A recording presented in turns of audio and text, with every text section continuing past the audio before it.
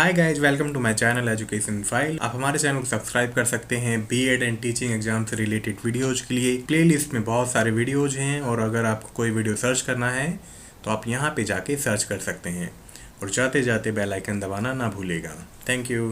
Hi guys, welcome to my channel education file और आज हम पढ़ेंगे चैप्टर 5 क्लास 8 का, जो कि है कोल एंड पेट्रोलियम। ठीक है, तो थोड़ा बड़ा हो सकता है वीडियो और ये चैप्टर बहुत इंपॉर्टेंट है क्योंकि सभी पॉइंट जो भी हैं इस बुक में या इस पर्टिकुलर चैप्टर में बहुत इंपॉर्टेंट है। ठीक है, सभी से क्वेश्चंस आ सकते हैं। और एक बात कहनी थी, अगर वीडियो अच्छा लगे तो प्लीज़ यार लाइक किया करो और ना भी लगे तो कमेंट ज़रूर किया करो कि क्या अच्छा हो सकता है। ठीक है, आज कोई बिना लाइक करे नहीं जाएगा। चलो चलते हैं, नेक्स्ट पढ़ते हैं। हमारे पास बहुत सारे नेचुरल रिसोर्सेज हैं या प्राकृतिक संसाधन है। ठीक है, जैसे कि कोल, पेट्रोलियम, विंड एनर्जी, आजकल टाइडल एनर्जी भी यूज होती है, मतलब जो समुद्र की लहरें हैं उससे भी आजकल इलेक्ट्रिसिटी बनती है। ठीक है, तो उसके बेस पे क्या है, नेचुरल रिसोर्सेज को दो टाइप्स में डिवाइड कर सकते हैं, ब्रॉडली क्लासीफाई कर सकते हैं। इन एग्जॉस्टिबल नेचुरल रिसोर्स जो कि कभी ख़त्म नहीं होंगे। ठीक है, अनलिमिटेड क्वांटिटी में प्रेजेंट हैं, जैसे कि हवा प्रेजेंट है, सनलाइट प्रेजेंट है, टाइडल एनर्जी प्रेजेंट है, विंड एनर्जी प्रेजेंट है, तो ये सभी चीज़ें ख़त्म नहीं होंगी। दूसरी जो टाइप है वो है एग्जॉस्टिबल नेचुरल रिसोर्स, जो कि लिमिटेड क्वांटिटी में प्रेजेंट है हमारे अर्थ पे। ठीक है, जैसे फॉसिल फ्यूल्स हैं वो एक दिन ख़त्म हो जाएंगे, वाइल्ड लाइफ है वो भी ख़त्म होगी, फॉरेस्ट है, हमारे जंगल हैं वो भी एक दिन ख़त्म हो जाएंगे। मतलब जो बहुत घने जंगल हैं वो धीरे धीरे कम होते जा रहे हैं। जो कोयला है, फॉसिल फ्यूल है, जीव वाष्प है, वो भी ख़त्म होगा, पेट्रोलियम प्रोडक्ट ख़त्म होंगे, नेचुरल गैसेस भी एक दिन ख़त्म हो जाएंगी। ठीक है, चलो देन इसमें सबसे पहले है कोयले के बारे में। तो कोल क्या होता है, एक हार्ड ब्लैक ब्राउनिश कलर का मैटर होता है। ठीक है, और इसमें बेसिकली क्या होता है, ज़्यादा कार्बन कंटेंट ज़्यादा होता है और छोटे माइन्यूट अमाउंट में क्या है, हाइड्रोजन प्रेजेंट होता है, सल्फर प्रेजेंट होता है, नाइट्रोजन गैस प्रेजेंट होती है, ऑक्सीजन प्रेजेंट हो सकता है। ठीक है, लेकिन बेसिकली क्या है, कार्बन कंपाउंड या कार्बन ज़्यादा प्रेजेंट होता है। ठीक है, पास्ट में क्या है, कोयले को यूज़ किया जाता था खाना पकाने के लिए, मतलब एक फ्यूल की तरह। ओके, और जो स्टीम इंजन्स थे उसमें भी स्टीम प्रोड्यूस करने के लिए कोयले का ही यूज होता था। धीरे धीरे फिर कोयले की जगह और फ्यूल ने, बाकी फ्यूल्स ने ले ली। आजकल क्या है, कोयला मोस्टली तो थर्मल पावर प्लांट में ही यूज होता है इलेक्ट्रिसिटी बनाने के लिए। ठीक है, और भी कई इंडस्ट्रीज हैं जहाँ पे कोयला यूज होता है। घरों में कोयला यूज होना बहुत ज़्यादा कम हो गया आजकल। टाइप्स पढ़ लो, ये एनसीईआरटी में नहीं है लेकिन क्वेश्चन आ सकता है। जो पीट होता है ना, पीट पीट क्या है, प्रिकर्सर है कोयले का। मतलब जब डिपोजिशन होता है तो पीट क्या होती है, सबसे ऊपर वाली लेयर होती है। ठीक है, और धीरे धीरे क्या है, उस पर डिपोजिशन होता रहता है। तो पीट बेसिकली क्या है, प्रिकर्सर होता है जो कि आने वाले साल में कन्वर्ट हो जाएगा कोयले में। ठीक है, तो पीट थोड़ा गीला भी होता है। लिग्नाइट क्या होता है, ये ब्राउन कलर का होता है और ये लोवेस्ट रैंक है कोयले की। एंथ्रासाइट क्या है, बहुत हार्ड होता है, ग्लोसी होता है, मतलब एक चमक होती है, और ये हाईएस्ट रैंक का कोयला है या बहुत अच्छी क्वालिटी का कोयला है ये। ठीक है, और ये यूज होता था residential and commercial space heating के लिए, मतलब इसको जलाते थे हीटिंग के लिए सर्दियों में। देन है सब बिटुमिनस कोयल, ये यूज होता है पावर जनरेशन के लिए। ठीक है, थर्मल पावर प्लांट होते हैं ना जो, तो वहाँ पे बिटुमिनस कोयल का यूज होता है। इससे स्टीम बनती है, स्टीम के जरिए टरबाइन चलाई जाती है, टरबाइन से फिर इलेक्ट्रिसिटी प्रोड्यूस होती है। ठीक है, तो बिटुमिनस कोल को बिटुमिन के साथ कनेक्ट मत करना क्योंकि बिटुमिन इज डिफरेंट थिंग। चलो देन है स्टोरी ऑफ कोल कि कोयला बना कैसे।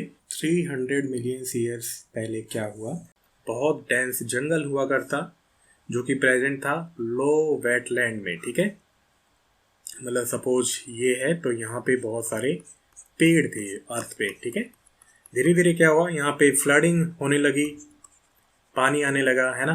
अब क्या होगा, जब पानी आ जाएगा तो ये जंगल दब गया। अब जो भी एनिमल थे, प्लांट थे, उसमें धीरे धीरे डीकम्पोजिशन स्टार्ट हो गया, और जितना नीचे आप जाते जाओगे अर्थ के उतना टेम्परेचर इंक्रीज होता जाएगा। ठीक है, और स्लो प्रोसेस के कारण क्या हुआ, जो भी डेड वेजिटेशन था वो कन्वर्ट हो गया कोयले की फॉर्म में, और इस पर्टिकुलर प्रोसेस को कहते हैं कार्बोनाइजेशन। ठीक है, कार्बोनाइजेशन क्या है, the slow process of conversion of dead vegetation into coal is called as carbonisation. ठीक है, ये क्वेश्चंस आ सकते हैं, तो प्लीज जो भी टर्म है ना इसमें सभी इंपॉर्टेंट है। कोयल भी क्या है, फॉसिल फ्यूल्स के अंदर आता है, जीव वाष्प के अंदर आता है। ठीक है, तो जब कोयले को जलाया जाता है हमें मिलता है कोक, कोल तार मिलता है और कोल गैस मिलता है। किस प्रोसेस के जरिए? प्रोसेस का नाम है डिस्ट्रक्टिव डिस्टिलेशन। डिस्ट्रक्टिव डिस्टिलेशन हम पढ़ते हैं इस स्लाइड पे। डिस्ट्रक्टिव डिस्टिलेशन क्या है? जब कोयले को अब्सेंस ऑफ एयर में या हवा की गैर मौजूदगी में गर्म किया जाता है। ठीक है, इसमें एयर इन्वॉल्व नहीं होती है, मतलब एक क्लोज्ड चैम्बर में कोयले को गर्म किया जाता है।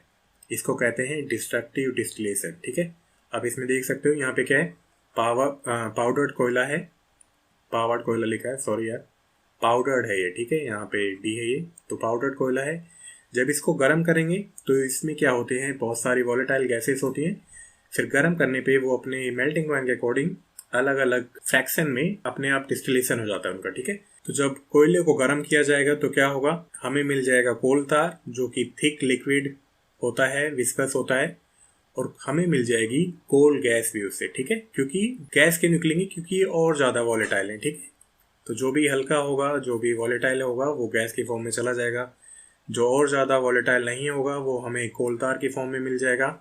और आफ्टर बर्निंग ऑफ कोयल हमें मिल जाएगा कोक। ठीक है, कोक मिल जाएगा जो कि बिल्कुल प्योरेस्ट फॉर्म है कोयले की। और स्मोकलेस भी क्या है, कोक ही होता है। मतलब जब कोक को जलाया जाता है तो धुआं नहीं निकलता है। क्यों नहीं निकलता? क्योंकि जो भी हार्मफुल गैसेस थी वो ऑलरेडी सेपरेट आउट हो चुकी हैं। ठीक है, in the form of coal tar, in the form of coal gas. तो इसमें क्या है, कार्बन कंटेंट कोक में बहुत ज़्यादा है। Getting my point? जब कोक को जलाओगे तो इतना ज़्यादा स्मोक नहीं देगा वो। तो ये स्ट्रक्चर याद रखना, डिस्ट्रक्टिव डिस्टिलेशन याद रखना कि कोयले को हवा की गैर मौजूदगी में गर्म करना क्या कहलाता है, डिस्ट्रक्टिव डिस्टिलेशन कहलाता है। चलो कोक के बारे में पढ़ते हैं। तो कोक क्या होता है, ग्रे कलर का हार्ड पोरस फ्यूल है। इसमें कार्बन कंटेंट बहुत ज़्यादा होता है और ये कार्बन की प्योर फॉर्म है। ठीक है, कैसे मिलता है, जब हम कोयले को गर्म करते हैं इन अब्सेंस ऑफ एयर। और ये मेटल के एक्सट्रैक्शन में बहुत यूज होता है और स्टील के मैन्युफैक्चरिंग में भी यूज होता है। और जो ब्लैक स्मिथ होते हैं, जो लोहार होते हैं, वो भी यही फॉर्म यूज करते थे अपने काम के लिए। जैसे हमने पहले पढ़ा, कोक क्या है, प्योरेस्ट है, उसमें केवल कार्बन कंटेंट ज़्यादा है, हार्मफुल गैसेस नहीं है, तो इसमें से धुआं बहुत ही ज़्यादा कम निकलता है ये। ठीक है, स्मोकलेस फ्यूल कह सकते हो आप। अगर ये क्वेश्चन में आए कि कोयले की कौन सी फॉर्म है जिसमें धुआं बहुत कम निकलता है, तो वो है कोक। कोक बनना कोयले से क्या कहलाता है, उसे कहते हैं coking. The process of making coke from coal by heating is called as coking. सभी टर्म्स अच्छे से याद करते जाना। देन है कोलतार। कोलतार होता है डामर, जिसे हम बेसिकली कहते हैं, ये क्या है, काले कलर का होता है, थिक डार्क ब्लैक लिक्विड है जो कि बहुत ज़्यादा विस्कस होता है और इसका जो ऑर्डर है, जो स्मेल है, वो बहुत ही ज़्यादा अनप्लीजेंट होती है। ठीक है, मतलब अच्छी नहीं लगती बहुत ज़्यादा। ये क्या है, बाय प्रोडक्ट है, जैसे कि हमने पढ़ाई स्लाइड्स पे डायग्राम के जरिए। और इसमें क्या होते हैं, 200 से ज़्यादा सब्सटेंस या कंपाउंड्स होते हैं। ठीक है, तो इसलिए जो फॉसिल फ्यूल है ना, बहुत ज़्यादा यूजफुल होते हैं, क्योंकि जब आप उन्हें गर्म करते हो ना तो बहुत सारे बाय प्रोडक्ट निकलते हैं और सभी का अपना इंडिविजुअल यूज है। तो कोलतार क्या है, रोड्स को लेवल करने में यूज होता है, मेडिकल पर्पस के लिए भी यूज होता है। उसमें से बहुत सारे कंपाउंड्स हैं जिनसे बनती है एंटी इन्फ्लामेटरी दवाइयाँ, एंटी पैरासिटिक दवाइयाँ, और स्किन्स के लोशंस भी बनते हैं कोलतार से। ठीक है, परफ्यूम बनाने में यूज होता है, प्लास्टिक्स बनाने में यूज होता है, और एक्सप्लोजिव बनाने में भी यूज होता है, विस्फोटक बनाने में यूज होता है। जो नेफ्थलीन की गोलियां देखते हैं हम अपने घरों में, वो भी क्या है, कोलतार से ही बनती है। नेफ्थलीन यूज होता है प्लास्टिक बनाने में, रेजिन बनाने में, फ्यूल्स में यूज होता है, इंसेक्टिसाइड की तरह यूज होता है, और नेफ्थलीन डाई बनाने में भी यूज होता है। ठीक है, और नेफ्थलीन कहाँ से मिलता है हमें, जब कोलतार को हम गर्म करते हैं और डिस्टिलेशन प्रोसेस होता है। चलो देन है बिटुमिन। तो बिटुमिन क्या है, बिटुमिन भी क्या है, बहुत ज़्यादा स्टिकी होता है, ब्लैक कलर्ड होता है, और बहुत ही ज़्यादा विस्कस या सेमी सॉलिड होता है। लेकिन बिटुमिन याद रखना पेट्रोलियम प्रोडक्ट है। ठीक है, क्रूड ऑयल से निकलता है हमें। जब हम क्रूड ऑयल को गर्म करते हैं, फ्रैक्शनल डिस्टिलेशन होता है, तब हमें मिलता है बिटुमिन। तो आजकल क्या है, कोलतार यूज होना कम हो गया है, बिटुमिन ज़्यादा यूज होता है रोड को लेवल करने में। और जो छत पे हमारी जो कोटिंग होती है ना, कई बार जो ब्लैक कलर की कोटिंग देखते हैं, वो भी क्या है, बिटुमिन से ही होती है आजकल। ठीक है, तो बिटुमिन इस तरह का दिखता है, इसको एस्फोल्ट भी कहते हैं। चलो देन है गैस, कोल गैस। तो कोल गैस हमें पता ही है, कुकिंग प्रोसेस के जरिए हमें मिलती है। इसमें हाइड्रोजन, मीथेन और कार्बन मोनोऑक्साइड का मिक्सचर होता है। ठीक है, पुराने टाइम में क्या है, ये फ्यूल की तरह भी यूज होता था, और लाइटिंग मतलब लाइट, स्ट्रीट लाइट की तरह यूज होता था, मतलब वो बर्नर की तरह उसे ऑन कर देते थे। यूएस में क्या है 1940 से 50 तक ये स्ट्रीट लाइट में यूज होता था। यूके में 1960 से 70 के बीच में स्ट्रीट लाइट की तरह यूज होता था।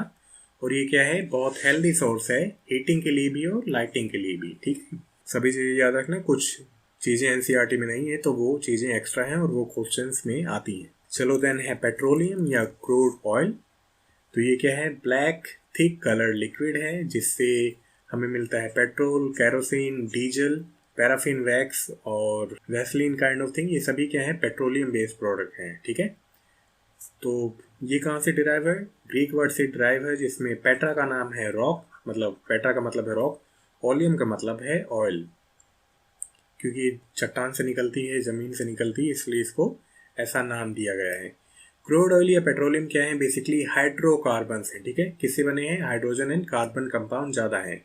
हाइड्रोजन का कंटेंट हो सकता है 13% तक एंड कार्बन कंटेंट हो सकता है 85% तक, और बाकी जो चीज़ें रह गई उनमें हो सकती है नाइट्रोजन गैस, सल्फर हो सकता है, ऑक्सीजन हो सकता है, और बहुत ही माइन्यूट क्वांटिटी में उसमें हो सकता है मेटल्स, ठीक है। ये कच्चे तेल की बात हो रही है, ठीक है। क्रूड ऑयल को कहते हैं कच्चा तेल। और ये भी किससे बना है, फॉसिल फ्यूल है, और ये भी बना है डीकम्पोजिशन से ऑर्गेनिक मैटर के, ठीक है।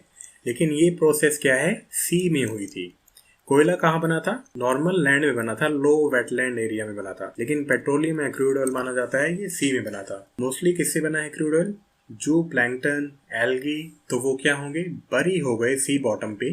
सपोज ये समुद्र है और यहाँ पे पानी है, तो यहाँ पे जो भी एनिमल थे वो टाइम के साथ बरी होते गए, यहाँ पे मिट्टी की डिपोजिशन होती गई। सेम फेनोमेना, जमीन के नीचे टेम्परेचर ज़्यादा है तो स्लो प्रोसेस के जरिए जो भी ऑर्गेनिक मैटर था वो चेंज हो गया क्रूड ऑयल में, और कुछ बन गई नेचुरल गैसेस, ठीक है। और पेट्रोलियम या क्रूड ऑयल को कहा जाता है ब्लैक गोल्ड, मतलब काला सोना। क्यों कहा जाता है, क्योंकि इससे बहुत सारे बाय प्रोडक्ट मिलते हैं और जो कि यूज होते हैं फिर डिफरेंट डिफरेंट टाइप्स के मटेरियल्स बनाने में। जो इवन प्लास्टिक है ना, प्लास्टिक के भी जो मोनोमर्स होते हैं वो भी क्रूड ऑयल से ही निकलते हैं, ठीक है। तो जो पहला दुनिया का जो पहला ऑयल वेल था वो कहाँ पे ड्रिल हुआ था, पेंसिल्वेनिया में ड्रिल हुआ था, यूएसए में 1859 में। ये चीज़ें याद रखना, ये एनसीईआरटी में है, ठीक है। और इंडिया में कब हुआ था, 1867 में आसाम में। अगर क्वेश्चन में आए तो प्लीज़ इन्हें याद रखना। और आजकल क्या है, गुजरात में रिफाइनरी है ना, रिलायंस की बहुत बड़ी रिफाइनरी है। मुंबई से भी जो सी बेसिन है वहाँ से आई थिंक निकलते हैं, क्रूड ऑयल निकाला जाता है। आसाम में भी क्रूड ऑयल निकाला जाता है। जो गोदावरी एंड कृष्णा के जो रिवर बेसिन है वहाँ से भी क्रूड ऑयल एक्सट्रैक्ट किया जाता है, ठीक है। चलो देन है रिफाइनिंग ऑफ पेट्रोलियम प्रोडक्ट होती कैसे है। तो यहाँ पे बहुत सिंपल सा फंडा है। क्रूड ऑयल को यहाँ पे डाला जाता है, ये फर्नेस है पूरी, ये भट्टी है, ठीक है। तो यहाँ पे टेम्परेचर क्या है, ऊपर की तरफ जाते जाते इंक्रीज होता रहता है। तो सभी जो उसमें कंपाउंड हैं क्रूड ऑयल में वो अपने टेम्परेचर के अकॉर्डिंग सेटल डाउन हो जाते हैं, ठीक है। जो जिस पॉइंट पे मेल्टिंग पॉइंट है उसका वहाँ पे मेल्ट होके वहाँ पे एक्सट्रैक्ट हो जाती है। लुब्रिकेटिंग ऑयल यहाँ पे हो जाते हैं, डीजल हमें यहाँ पे मिल जाता है, कैरोसिन हमें यहाँ पे मिल जाता है, और टेम्परेचर ज़्यादा होता है नेफ्था हमें यहाँ से मिल जाता है, गैसोलीन या जिसे पेट्रोल कहते हैं वो यहाँ से मिल जाता है, और गैसेस बिल्कुल ऊपर अलग पाइप के जरिए एक्सट्रैक्ट कर ली जाती हैं, ठीक है। और जो बिटुमिन है वो बेसिकली हमें यहाँ मिल जाता है बिल्कुल नीचे टेम्परेचर पे, ओके, निचले टेम्परेचर मतलब उसको उतना टेम्परेचर नहीं चाहिए। आई होप क्लियर है। इसको कहते हैं फ्रैक्शनेटिंग कॉलम, और प्रोसेस को क्या कहते हैं, फ्रैक्शनल डिस्टिलेशन कहते हैं, ठीक है। चलो देन है पेट्रोकेमिकल्स। तो पेट्रोकेमिकल्स क्या हैं, वो केमिकल जो कि हमें पेट्रोलियम या क्रूड ऑयल से मिलते हैं या नेचुरल गैस से मिलते हैं, ठीक है। इन पेट्रोकेमिकल्स में क्या है, जो पॉलीएस्टर है, जो कपड़े बनते हैं ना, नायलॉन भी क्या है, जैसे नायलॉन के डिफरेंट डिफरेंट टाइप्स हैं, एक्राइलिक, पॉलीथीन, प्लास्टिक, इन सभी के मोनोमर्स या बेसिक स्ट्रक्चर या बेसिक केमिकल्स हमें मिलते हैं क्रूड ऑयल से। इसलिए कच्चे तेल को कहा जाता है काला सोना, क्योंकि सब बहुत सारे प्रोडक्ट हमें मिलते हैं इससे, ठीक है। और जो हाइड्रोजन गैस है वो मिलती है हमें नेचुरल गैस से। मैं बेसिकली बताऊं आपको तो इस तरह से स्ट्रक्चर होता है। तो पाइप ड्रिल की जाती है, सपोज यहाँ पे क्रूड ऑयल मिलता है और नेचुरल गैस ऊपर ट्रैप रहती है, ठीक है। तो नेचुरल गैस के लिए अलग पाइप होती है, क्रूड ऑयल के लिए अलग पाइप होती है, ठीक है। चलो देन है नेचुरल गैस। तो जैसे मैंने बताया नेचुरल गैस भी क्या है, फॉसिल फ्यूल ही है, जीवाश्म है, और ये बहुत ज़्यादा इजी टू ट्रांसपोर्ट है ना, पाइप के जरिए कहीं भी पहुँचा दो, कोई ज़्यादा रिफाइनरी या रिफाइन करने की उसे ज़रूरत नहीं है क्रूड ऑयल की तरह। नेचुरल गैस में बेसिकली क्या है, मीथेन है, और भी गैसेस हो सकती हैं जैसे कि CO2, carbon dioxide, nitrogen and hydrogen sulphides भी हो सकती है उसमें, ठीक है। नेचुरल गैस को कंप्रेस करके उसे स्टोर कर लिया जाता है in the form of compressed natural gas, जो कि बहुत सारे व्हीकल्स में आजकल यूज होता है और एक क्लीनर फ्यूल है। नेचुरल गैस का एक और फायदा है कि ये सिटीज एंड इंडस्ट्रीज में डायरेक्टली सप्लाई की जा सकती है with the help of pipelines, है ना। चलो नेक्स्ट है, ये भी इंपॉर्टेंट है कि जो हमें गाइडलाइंस देता है पेट्रोलियम से रिलेटेड प्रोडक्ट की, या जो भी ये हमें बताता है कि फ्यूल को सेव किया कैसे करना है, तो कौन बताता है, पेट्रोलियम कंजर्वेटिव रिसर्च एसोसिएशन, ठीक है। इसके शॉर्ट फॉर्म है PCRA।